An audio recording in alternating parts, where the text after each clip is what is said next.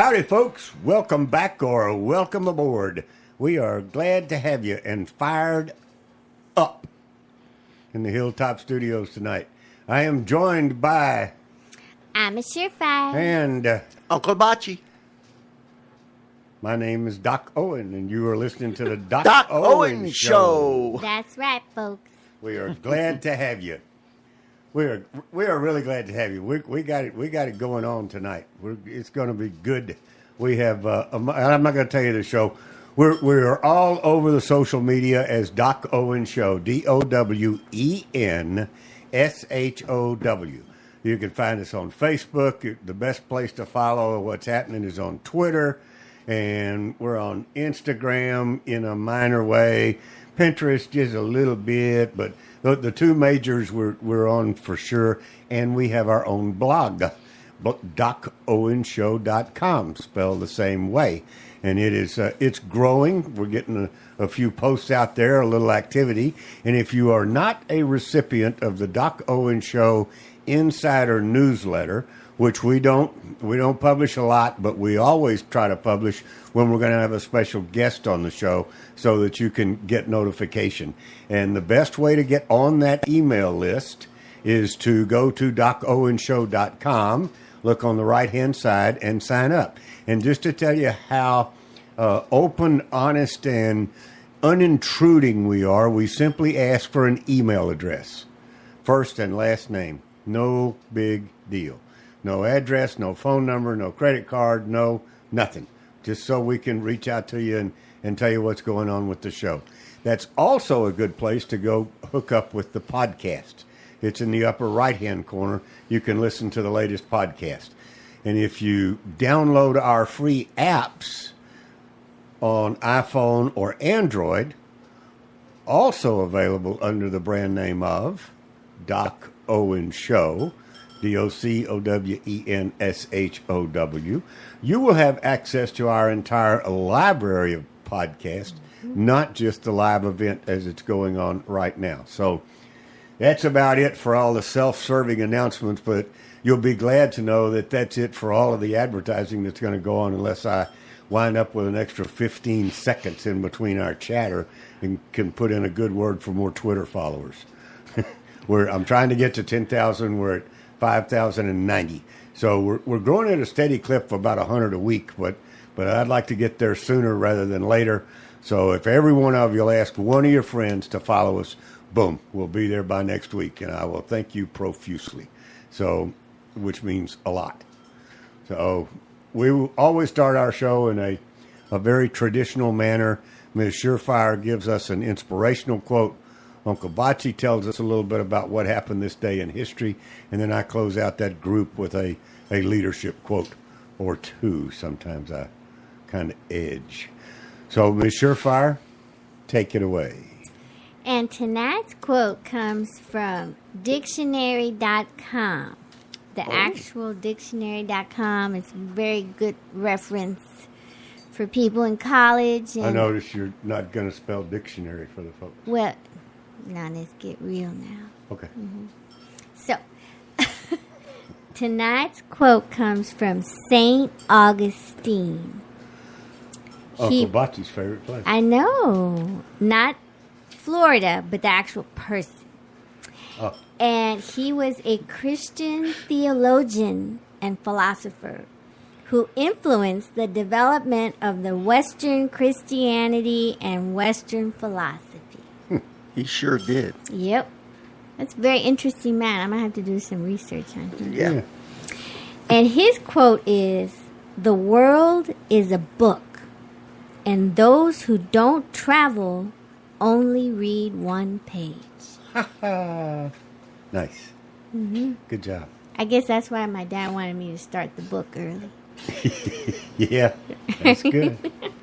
Uncle Bachi? Yes, sir. What happened? Well, I've got two things for tonight. On this day in 1775, okay, this times is times were tight.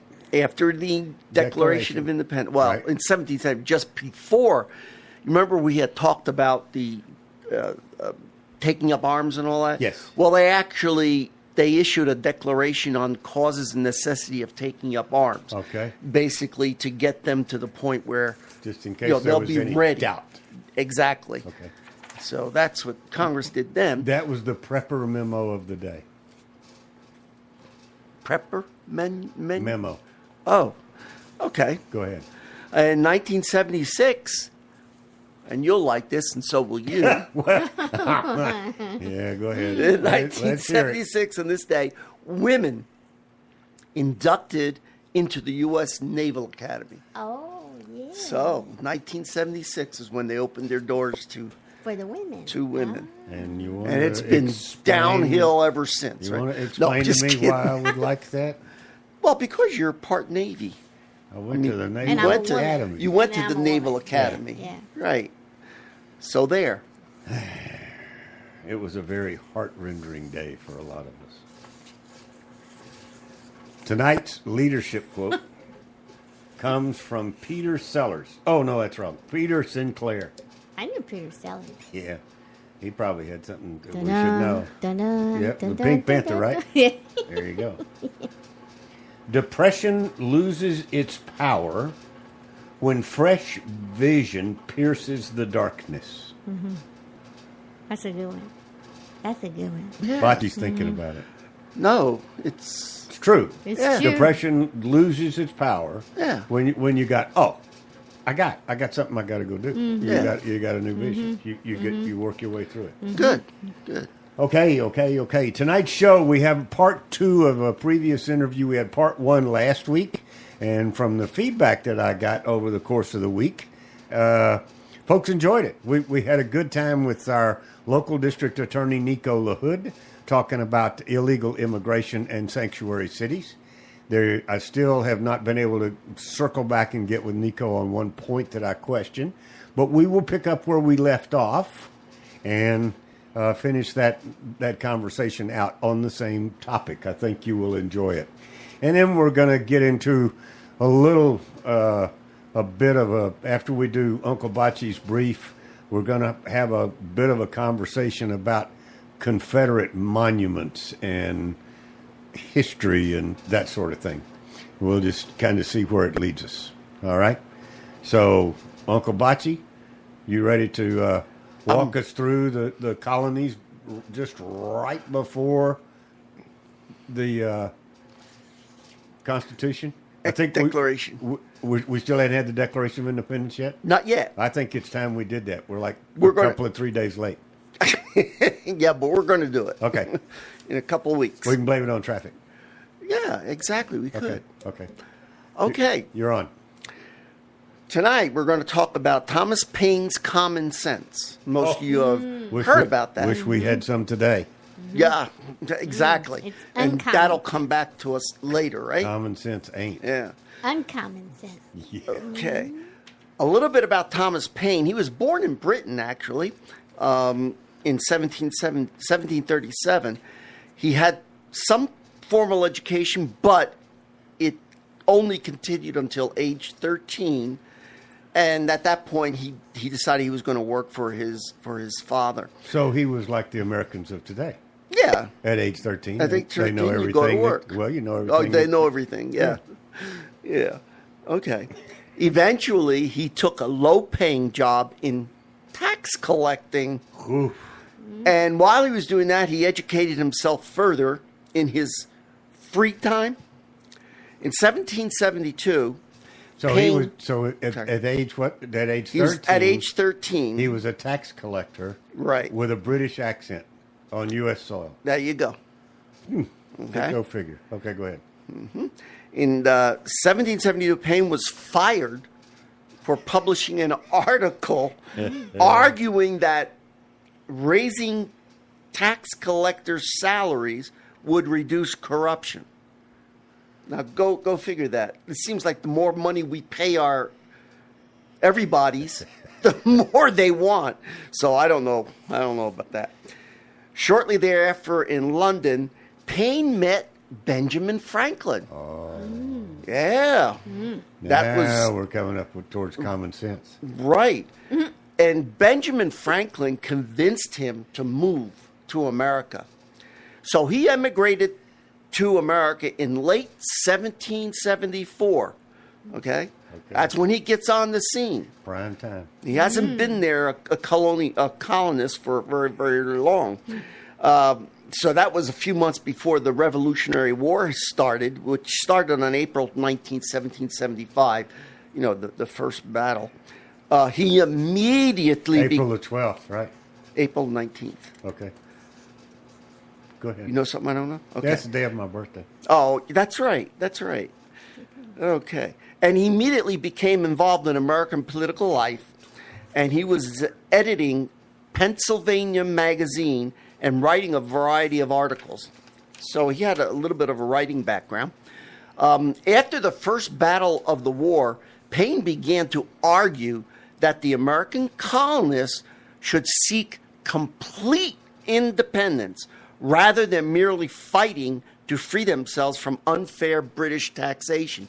So there were these two camps that existed at the time. Some people just wanted to stay with Britain, and others they wanted complete independence. There's always rhinos in the crowd. Yeah, exactly. So he made this argument in his pamphlet, Common Sense, which I think is like 79 pages, which first appeared in January of 1776. Wow. And immediately became popular and widely spread. And we'll see how widely in a moment. Paine's ideas played a central role in rallying the public opinion. And that's what he was doing. Mm-hmm. And he believed so much in what he was talking about. Well, they listened because he was a former tax collector. I guess, maybe. I don't know. You know what I'm saying? Yeah. Yeah. He knew the inside scoop. Okay. And his writing... was a precursor to the Declaration of Independence. That's why we got to know a little bit about Thomas Paine before we go into Declaration. Because the Declaration of Independence didn't become viable until 6 months later. Right. So he was 6 months ahead of time. The pamphlet thrust Paine into national spotlight. And some say he even after that, he was given a prestigious government appointment. I don't know what that is. I didn't go any further than that. Many of the delegates to the Continental Congress were not convinced that complete independence were desirable. Remember I said there's different camps, all right? Sure. Yet there were terrible injustices the colonists could not forget. The Americans were divided against themselves. Arguments for independence were growing. And Thomas Paine provided that little extra push with Common Sense. Now, Common Sense was an instant bestseller. It was published in 1776 in Philadelphia, and the estimates are that anywhere from 120 to 150,000 copies were in circulation by April. So Holy January, February, guacamole. March... Yeah. Without Amazon. Without Amazon and with a very small population compared today. It can be done. Okay. So Paine's brilliant arguments, they were very straightforward. He argued two main points. Independence from England. Second, the creation of a democratic republic. Imagine that. Major. Two major things. And this was Where his did he get that passion. idea? Okay, we'll get there. The point is though that at the time, in this era, the colonists, they were very well educated in the sense of government, what government should be. So Thomas Paine, he really was pulling from people like John Locke and Montesquieu, these ideas. So the ideas that eventually became part of the Declaration of Independence were not anything new. And when we study the Declaration of Independence, we'll look at that a little more. I get the feeling that back in the day, there was a whole lot more discussion. Absolutely. About not politics, but about governance, let's call it. Not government, but governance. Yes. How are we going to manage ourselves? What are we, right? I mean, that it was very open discussions and conversations. Absolutely. I mean, today we're doing good to get 10% of the people to participate in the vote. I know, right? And back then, I mean, maybe it's just because that's what we read, but I think that an awful lot of people were involved participating in developing this country. Yes. Okay. They were very much. I mean, what else did they have to do besides read books? Farm. But Work. anyway, Yep. but they. Okay, so he wrote in the language of the people. He was not a flowery prose writer. Okay. And he often quoted the Bible. Now, most Americans at the time had a knowledge of the Bible. Right. So his arguments rang true to them. Okay? Sure. He goes into Judges, the book of Judges, chapter 8, verses 22, 23, and further. And basically what he sets up there is the idea of, because he's anti-monarchy, okay? Right. And so he relates this in the Bible where it talks about Israel saying, we want a king like all other nations. That's basically what Judges talks about. They wanted a king. Okay. And so, kingship was created by heathens, people who did not. Sure. All right.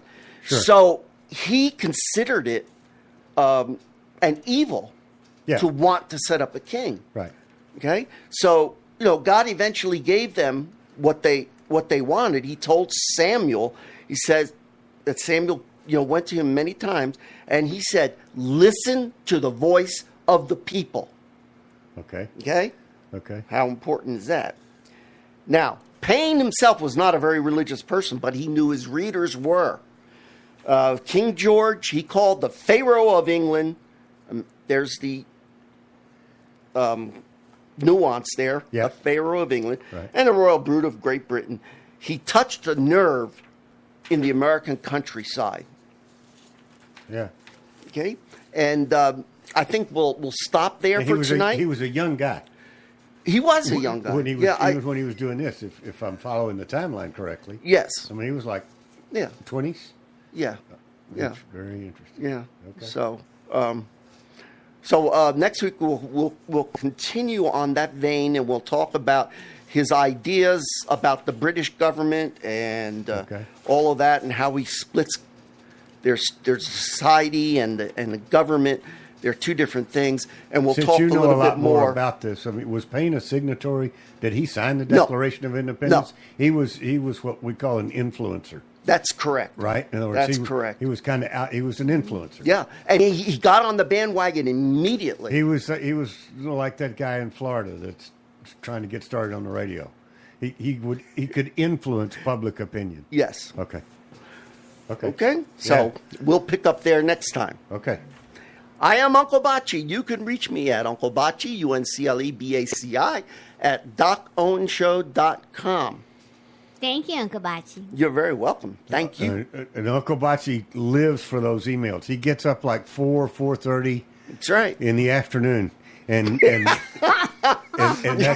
his not quite that That's bad. his prime reading before he has his supper. Yeah. And then, Which is his breakfast? which is his breakfast, Oh, right? okay, Then he watches the 10 o'clock news, which is like watching Good Morning America to him. So I don't know. I don't understand it, but that's just the way he likes to do it. Thanks, Uncle Do not Bachi. watch them. Thank you very much. You're very welcome. We are. If you listened to the show last week or got a chance to download the podcast, which I certainly hope, you heard part one of a conversation that we had with local district attorney, an extremely bright young man, and a very conservative Democrat. But we enjoy talking to him about all sorts of topics. It's hot again in Texas, not just the weather, but the sanctuary city illegal immigrant issue because of a thing called Senate Bill 4, SB 4. The state passed and said sanctuary cities are illegal. So all of the sanctuary cities in the state filed a lawsuit and said, you're wrong, we're going to stay like we are. And it's creating a bit of a firestorm. And I bring it up not because I want to bring you into Texas and Texas politics, but because I want to bring you into the current, now upfront and close situation that is likely to come to your area soon, if not already there. So that I need to make that qualifier. This is not about local. It's about a local situation, but extrapolate to your town, and it's an easy fit. It applies You'll to be able everyone, to see where you are. It applies to everyone. That's what it's all about. So without further ado, we will hear from Mr. Nico Lahood. Here's number 2. It is not against the law to be in this country illegally. That's going to jack you up. Mr. Lahood. It jacked me up. It's not against the law. It's a civil action. That's why if somebody comes in on their first, if someone says, I'm going to the United States, It's not I a need to criminal. work, When you say it's not against the law, it's not, you're not violating the federal statutes. It's a civil action. You're removed, but it's not against the law. Let me give you a comparison. If I walk onto your property, I'm not guilty of criminal trespass automatically. okay. Why? It's going to be a law school exam. Why? I have to be given notice. Okay. You have to say, don't come in, or as I'm on your property, hey, Nico, get the hell off my property. What if I got a sign up that says do not But trespass? for the state law, that's appropriate. It has to be Okay. conspicuous. It has to be, you have to Okay. get notice. The issue to I'm get trying to some make sort is of- notice, right? Yes, sir. It's not inferred. I know it makes sense. Hey, come in right, but there's no notice inferred on them. So when they come in the first time, it's not a crime. Okay. It's a civil action that gets you removed now. Now you've got notice. Now you have notice, Okay. and so the charge is illegal re-entry into this country. That's a crime. Didn't that jack you up? I get it, but you see how there's so many dynamics here going on. It does sort of, but at the same time, It makes sense too. You gotta go with yeah. It does make It makes sense. I'm sorry, brother. That's all right. Look at his face. I wish you could see his face. Too bad he's not Skype. he's normally handsome, and now he's all red. Oh yeah, I I'm am just all joking. red. No, I'm Well, teasing. okay. I mean that's But a does good lesson to learn. Does it make sense to you, though? It does make sense. I want but you to know. You know because me. of my immediate reaction to this thing about Garcia, it makes even more sense.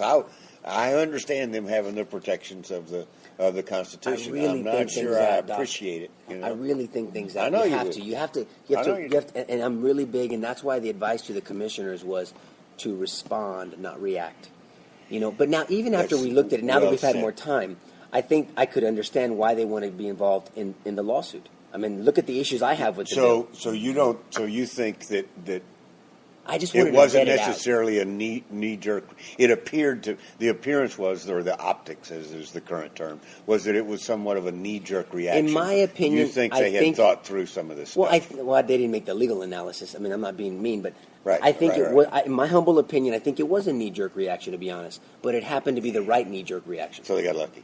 Maybe. I mean, and maybe you ask them, they might say something completely different. Right. They might say, well, it's going to discriminate. Well, let me tell you what they mean by that. Okay, and I don't know. I wait for it to happen before I complain about something. Yes, That's sir. my own policy, right? Right. So here, I'm going to make it personal for me. You get pulled over. Do you think Why you? am I always Because you look like culprit a in crook. this? Okay, mean, I'll you shave do. it. I'll shave it. I mean, most people would argue that someone's not going to question you for being an American citizen. You don't Right. have, you don't have No. a Russian accent, I an got it, right. Irish accent, a Mexican accent, nothing. So No. you sound like country boy, American, and look like it. My wife gets pulled over, and well, He can't help it. A little jab. I love this guy, man.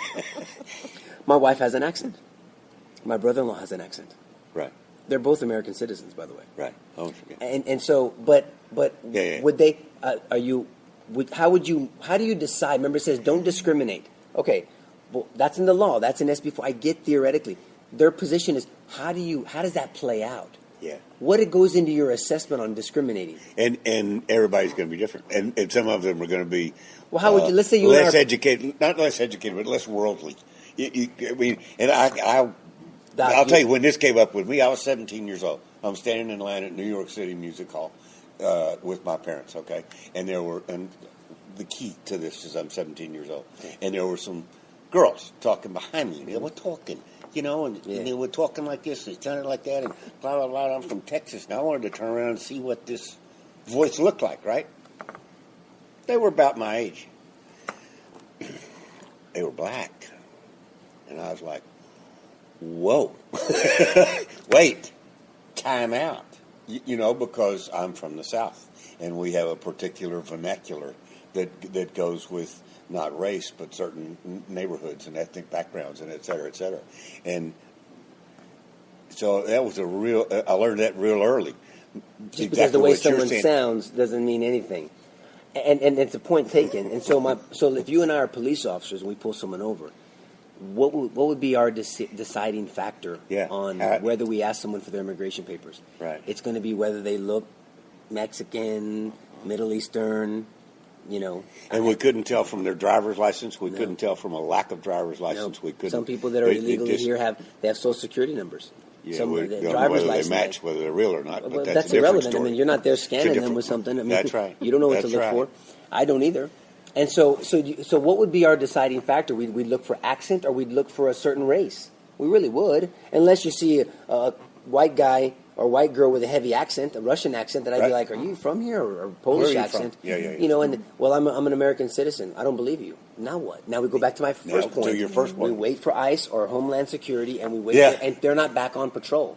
So if there's no probable cause upon which to pick them up in the first place, Reasonable suspicion to stop them, and then probable cause to detain them. right. And then now what? Now let's say that And then let's play this out. What you're saying is, and you're right, the probable cause cannot be the fact that they're certain ethnic group or right? accent, what are you going to say? I Then hate you, how many Howard. times do you hold somebody and then you end up being wrong? They're citizens now. You're subjecting This us. is no fun. Who's going to man. pay? You're supposed to. No. Well, brother, I'm just going to speak truth, man. I'm just giving you a hard time. Truth is truth. It is fun. Let me tell you what Winston I learned Churchill. a lot. Let me I tell you- learned a lot. Just One of Winston ready to talk to you. One of Winston Churchill's famous quotes. He said, Okay. "The most valuable thing in the world is the truth." yeah, It's true, because there's no justice without truth. We have to have truth. correct. And so I seek truth, and I search it, and I speak it, and I don't care what political party it lands on. I mean, I agree with the governor on certain issues. I disagree with him on certain issues, and I have my opinion. He has his. Me and the sheriff, me and the chief, me and council or commissioners or whatever. But I try to analytically analyze everything. I look at everything deeply, and I play it out in steps. Right. I try to separate my emotions. I'm a passionate guy, as you know. Yep. But I separate my emotions when I'm making my analysis of any issue.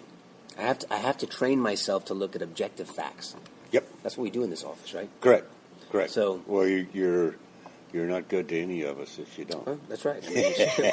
Well, it's true. It is true. Let me tell you what I tell people, and I've said this to you before. With any issue, Yeah. this applies to everybody. Be careful of the world you help create, Yes. because someday you might have to live in it. You right? might have to live it. That's right. And I never forget that. I learned that as a young lawyer, a long time ago, and so I've never forgotten that. You're still a young lawyer. Well, thank you, brother. So A good one, but a young lawyer. Thank you, sir. Thanks, man. Did I get you?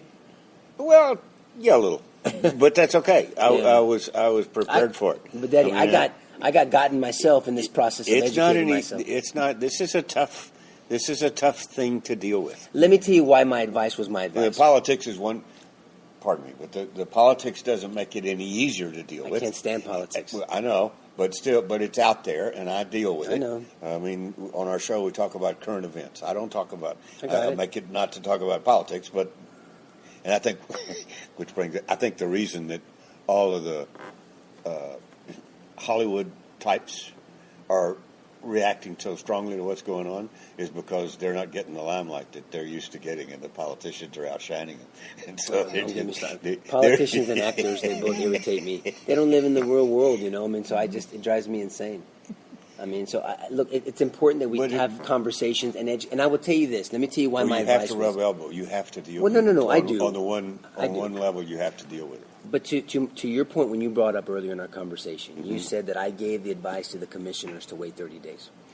Right? No, That was how I interpreted it. Yes. No, I did. I Okay. gave that advice. Okay. Let me tell you why. Yeah. The conversation we just had today, Yep. I couldn't have had at the time that I made that statement. Interesting. So then I would have been reacting instead of responding. I'm consistent about my advice. If nothing else, you wanted your time to. Well, now look, guess to what? sort it all out. I would have supported them at the time, but Right. but I needed to be able to do what I'm doing with you, articulate why. Right. At that time, it was so fresh, I could not articulate why. Interesting. So how can I give advice if we, as an organization, a body, maybe, our civil section had analyzed it before me. I have other things too. And I had not been briefed. I had not done my own investigations. I had not done my research and studied it. Yeah. I could not have had this conversation. Did back you then. gather some of your subject matter expertise together? Absolutely. We sat in this room, Yeah, boy. and I went back and forth with them. Good. So Good, that's good. that's the only reason why I can have this conversation with you. I like it.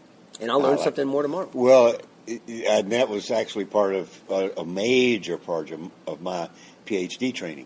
I used to be a whole lot more opinionated than I am today, and the reason that it's mellowed is doing the research, respond. What did say it again? Say it one more time for me and the rest of the audience. Be careful. Don't react. Oh, respond, don't react. Respond, Yeah, don't always. react. I always. Okay. We have a country Yeah. and a society I like it. that is addicted to our feelings, Yeah, I like and it. we react over respond. I say, look, I'm going to We've respond. had that addicted to our feelings conversation. We have had that before. Yeah. But it's relevant in today's society. Totally. When you ask people why they take a position they take, very few people can give you the why. They will regurgitate a soundbite. They'll tell you. They'll just tell you a soundbite or some BS rhetoric. On both sides. On both sides, yes. I'm fair. I I'm was not talking about it earlier today. One of the reasons somebody was complaining that we don't seem to have people in the middle anymore, and I think it's because both extremes are so far out there from what we used to be, and it's really physics. They're pulling so hard to the outside that it's very difficult for people in the middle to stay in the middle and work together, because they got this toe going on both left and right. I think I am so opposed to deception. I mean, it's at the core of my spirit, and I've shared with you why. Mm-hmm. I mean, I'm a Christian. I'm a follower of Christ. I don't push it on anybody, but I talk about it when it's appropriate, and it's appropriate now because I'm explaining why I hate deception. Because God's character is one of truth. Yeah. Right. Yeah. Truth. John 18:33, John 8:31, all over and over going. 2 Timothy 2:15. Yeah. Truth. Matter of fact, in Proverbs 6:16, it says God hates deception. Read the 6 things He hates. Why do we swear on a Bible? Because in the Christian faith, our God, His character is truth. We are to speak the truth in love. It's truth. I can give you scripture after scripture, example after example, that if we don't have truth, we have no justice. Right. There's no true justice without truth. Okay. And so, as a foundation, whenever I'm going to get into a discussion with anybody, even if we're imposing on our sides, I say, will you agree with me? Can we start from the position of agreement? What do you mean?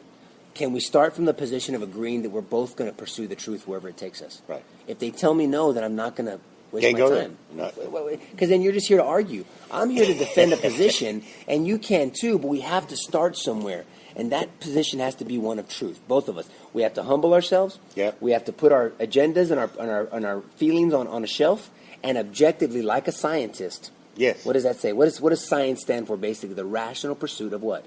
Of truth. Of truth. That's what a scientist does. Right. He or she pursues truth rationally, No not manipulation, irrationally. no nothing to it. It is Just what lay it 'em is, as out. they say, right? Chop. That's correct. And so I start from that position and work backwards. Yep.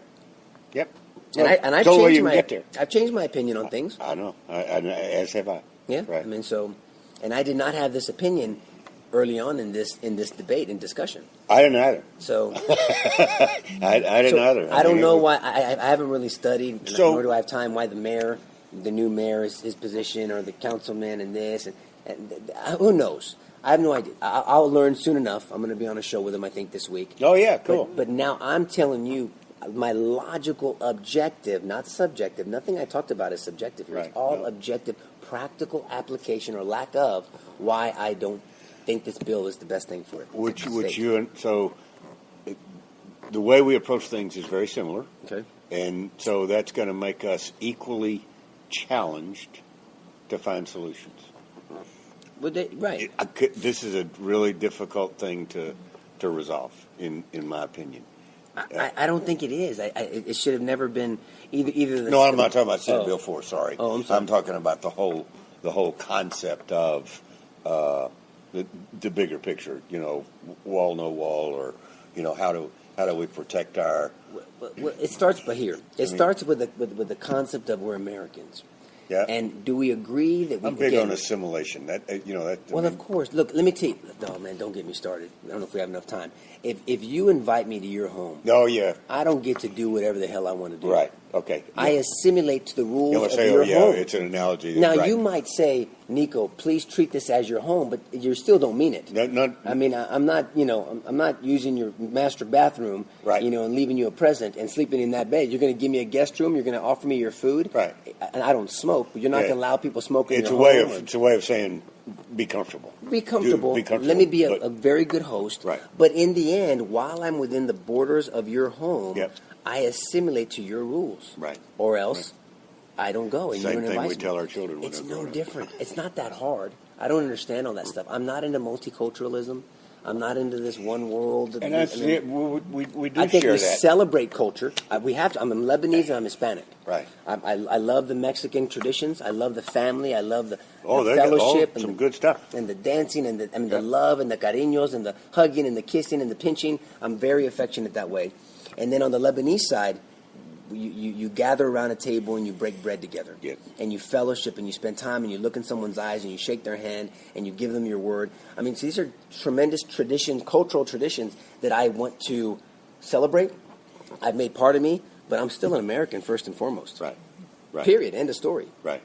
I'm an American. I'm I'm not a Lebanese American. I'm not a Mexican American. No I am hyphens. a. No I am hyphens. I'm an American of Lebanese Mexican descent. Right. That's how I say it. Right. Not the other way around. Right. I'm an American. You got to do it first. It's got to be first. Has to, Daddy. I mean, come You're on. right. We're in the United States of America. Yeah. Look, you go to Saudi Arabia. But there's you're no- like I am. You're like I am. I don't there's some parts of it, even the argument, that I just don't understand. I mean, it's like.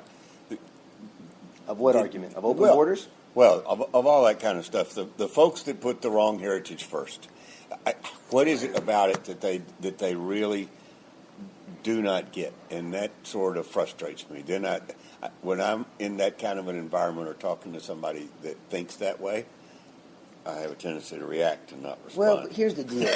But I want to know why. I ask them. No, but I ask them. I say, tell me, I want to know. We have to be able to talk. Yeah. Look, in this day and age, in this culture and society, it's so divided that if we disagree on an issue, we have to hate each other. That's stupid. That is. How are you ever going to resolve it if you start don't. from there? You don't. And then you try to win at all costs. Yeah. Then you start deceiving to win, and it's Right. not about the truth anymore. Do you see why the truth is so important? Because the truth will take precedence if you're committed to it over a personal agenda, over anything else. Life could be hard on you. You know that, right? On who? You. Life's hard, period. But I walk with the Lord, man. I humble I'm myself. just saying, Okay. because you're, Huh? you, Because what?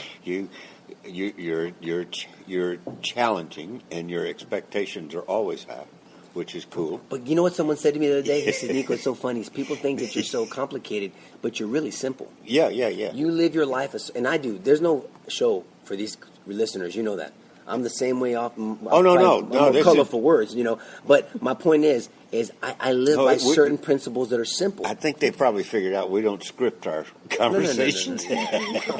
I'm just saying that I live my life really pretty simple. Yeah. When you think about it. I don't think I agree. I don't think mine's complicated either. But outsiders tend to have Well, issues. Yeah, I'm what are like you you. gonna do? Right. I'm going to share with you. Let me share with you a quote that I saw about a month ago, and I want to share it with you. I think it was George Orwell. I jotted it down, and of course my phone is slow as hell, so it's not going to. Let me see if I can get it for you. He's a government employee. We can't. He's What am I like gonna on do? an See that? iPhone 2. Golly, man, I miss private practice in that sense. Let me see if I can find. Here it is. But he always looks dapper, and and a clean white shirt. I was correct. It was George Orwell. Good for you. I knew you. Okay, thank you. The quote is this: "The further a society drifts from the truth, the more it will hate those who speak it." That's pretty insightful. You and I both saw that. You saw it on Facebook or somewhere. No. Where'd you see it? I have no idea. I read it in a famous quotes column. Yep. An article that was sent to me. I've seen it recently. Have you really? Yes, sir. But it's true. Yeah, absolutely. It- it was in a book. I know exactly where it was. Okay. Okay. The further a society drifts from the truth, societal truths, Yes. Penal Code truths, American value truths, our foundational truths, and we've talked about that Yes, before, sir. and what the Constitution and what America stands for, the more we'll hate those who speak it. I think that's very insightful, George Orwell. I do too. Maybe you can look up when he said it, because if he said it a long time ago, I'll find out. let me know, I'll please. find out. I'm for serious. you. I will. I know you are. Yeah. I'll find out. I thought that was fascinating. I think It it's was true. quite some time ago. Yeah. So What else? turn it off. We're done?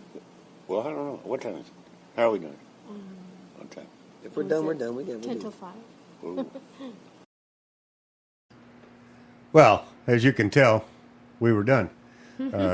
Nico had something else he wanted to talk about, and we're going to have to circle back and get with him on it. It had to do with a local case of a lady who was about to be paroled from prison for the murder of some children.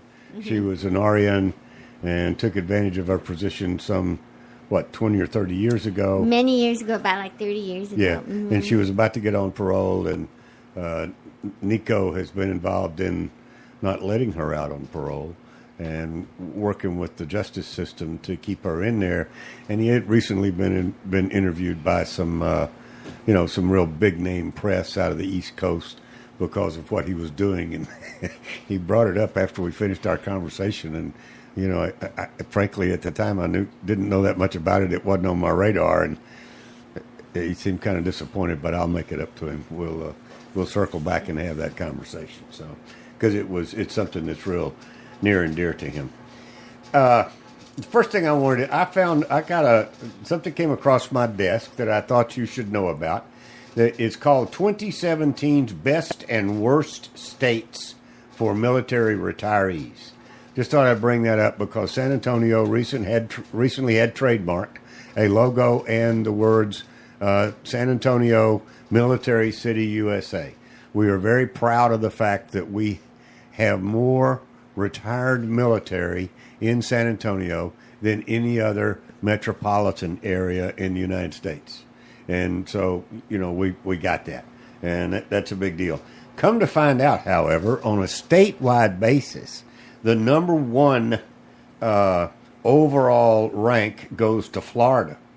And actually, number 2 goes to Montana, then followed by New Hampshire, Wyoming, South Carolina, Alaska, Maine, and Texas is number 8 on a statewide basis in terms of, there's all sorts of things that they measure: economic environment, quality of life, healthcare risk, et cetera, et cetera. And so, they tally all these things up. It was a pretty interesting study, and I just bring it up for the fact that Texas is actually overall ranked number 8, and some of those states may have surprised you in terms of their overall ranking. Florida did, for sure. Yeah, yeah. So that's pretty good. Let's talk about something, and I may even need to refer to my handy, trusty, reliable computer that I carry around in my pocket called a phone. But it has long since quit being a phone, and I will see if I can call an article up but it has to do with, as you may or may not be aware, depending on how much attention you're paying, over the course of the last, 6 months, there were 4 Confederate monuments taken down under the cover of deep, dark night in New Orleans, Louisiana. All right? A stronghold and so they took down 4 Confederate monuments and moved them off to a warehouse. And they're supposedly going to put together a Confederate monument park where they can all rest together rather than spread out in the parks that they were overlooking in New Orleans. Right. As a result, we will be going to Nashville. Yeah, I was thinking the same thing right now. So, and that's too bad, because New Orleans is a good place, but you got to dig your heels in sometime and say, I'm not going to put up with it. So that same sentiment has now come home to roost in San Antonio, Texas. And if you listen to this show, particularly the last couple since we've had a new election here, I have been on a bit of a a rampage or a rant or expressing extreme concern about a coming fight over the Alamo. And I could assure you that it is coming. And so this is kind of gearing up for that. It seems that they are now trying to do away with what they consider to be a Confederate monument. And I say that because the monument itself, I took a close look at it. It's actually in two pieces. And the part that they object to could be taken out of the monument with absolutely no pain whatsoever to what the monument is actually about. I'll deal with that in just a minute. It's a monument to a fellow by the name of Colonel William, I think it's B as in Benny, William Travis, who was the commander of the forces at the Alamo, that they all died there. And if you're not familiar with that, that happened in like 1836, which was approximately 30 years before the Civil War. Yeah. So give me a break, folks. You know, but the main thing is reel it all the way back to the Civil War. This rhetoric that the Civil War was fought to end slavery is absolutely false. I don't know any more blunt or plain way to put it. The tagline of this show is deliver truth to youth. So if that caused you some consternation, if that set off a trigger in you, as young people say, then sit the hell down and listen to what we have to say. The Civil War was not fought to free the slaves. That's correct. The President of the United States at the time, thought I was going to talk about Trump, didn't you? the President of the United States at the time, a fellow by the name of Abraham Lincoln, stated specifically that the war was not about slavery at the time of the war. Right? Right. Mm-hmm. Right. The war was fought because the southern part of the United States had had enough of the tyranny and the bossing and the controlling and the blah, blah, blah that was going on coming out of Washington, D.C., and they decided to secede, which if you don't know what that means get out of the United States. We will go our own way, a la North Korea, South Korea, a la any other divided country, North and South that you want to call it. That's what the South was willing to do because they had had enough of the government in Washington. President Lincoln went to war to prevent that from happening and, in his words, save the Union. That's right. In other words, if you won't obey us when we tell you, we will force you. And they did. It was not about freeing the slaves. Now, that became a byproduct, but I got more news for you that we have learned. And that is that when the slaves were freed, they were only freed in the South. They were not freed in the North. Northern slaves got no additional liberty or freedoms whatsoever out of the war between the North and the South. And the ones in the South were freed by the United States government as an economic punishment against the South for starting the war, for having the audacity to try to withdraw from the United States of America. Is that not, Bocce, you're the historian. Did I say anything that was not true? Sense. No, Right? you're absolutely right. And So- you clarified it in very good terms.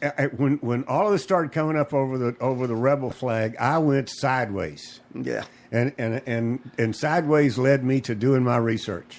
I had to know why I felt like I felt, because I am not a fear-mongering, redneck, anti-black person.